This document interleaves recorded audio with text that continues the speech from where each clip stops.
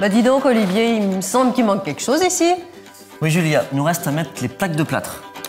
Donc tu vois, hier j'ai commencé le plafond suspendu. Donc je suis venu visser sur les fermettes les suspentes. Alors attends, les fermettes, qu'est-ce que c'est? C'est une charpente industrielle qui arrive sur le chantier en préfabriqué. D'accord. Et à ces suspentes, je suis venu clipser des fourrures. Et excuse-moi, une deuxième fois, les fourrures. Les fourrures, c'est tous les rails que tu vois ici et qui vont nous servir à visser la plaque de plâtre dessus. Ta grande plaque, tu l'accroches, ça doit être lourd, moi, je suis pas très costaud. C'est lourd, mais pour venir plaquer notre plaque de plâtre au plafond, on va utiliser un lève-plaque. Et avec ça, c'est très facile. Pas de problème. On a les mains libres pour venir visser la plaque de plâtre sur les fourrures. Et après, on passe au mur, on fait quoi sur ces murs? On aura aussi des plaques de plâtre à mettre, mais d'abord, il faudra mettre un isolant. D'accord, allons-y, au travail.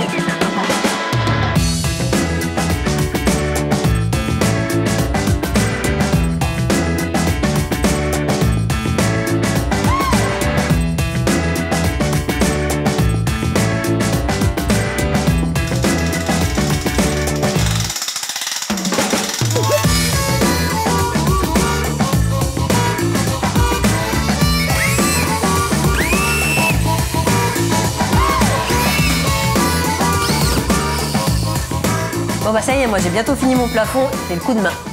Toi pendant ce temps, t'as quand même eu le temps de faire de poser toutes ces rails. Alors à quoi ça sert?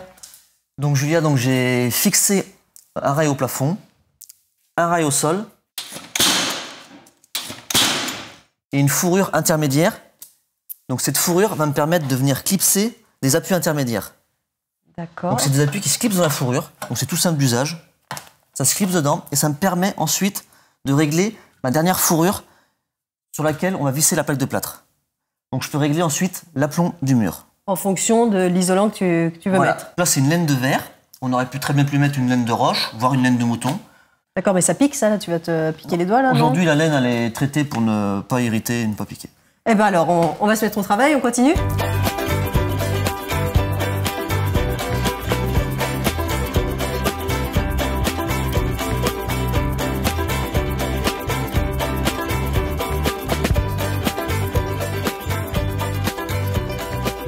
Regarde, il y a des trous, l'air va passer là. Ouais. Donc en fait, c'est les appuis intermédiaires qui nous gênent un petit peu pour que l'isolant du dessus, il pousse bien celui du dessous. Juste au niveau des appuis, tu viens découper la laine de verre juste au-dessus, pour bien la redescendre en contact de celle du dessous. D'accord. Pour que ça épouse bien la forme, voilà. Là. Et ensuite, tu redescends la laine de verre dessus. Et là, en finition, on va venir poser une bande de ruban adhésive pour que ça soit complètement hermétique.